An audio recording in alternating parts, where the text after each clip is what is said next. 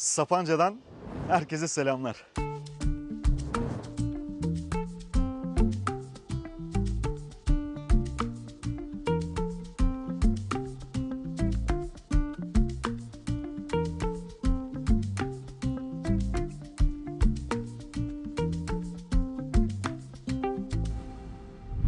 Ve sırada Wolf House.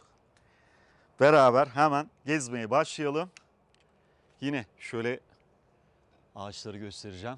Böyle yeşilliklerin hemen altında sevimli bir üçgen bungalov. Döndüğümüzde bahçeniz, ısıtmalı havuz burada.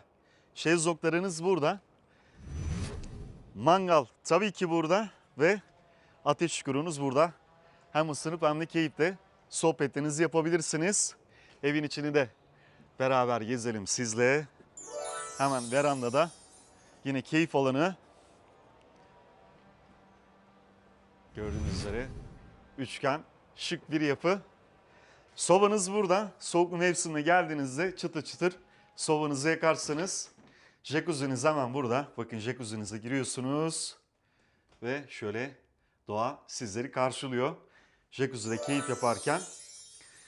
L koltuk burada. Bu da yatak olabiliyor. TV'niz hemen karşıda ve sevimli mutfağımız.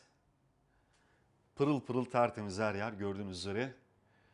Burada da banyo ve lavabomuz.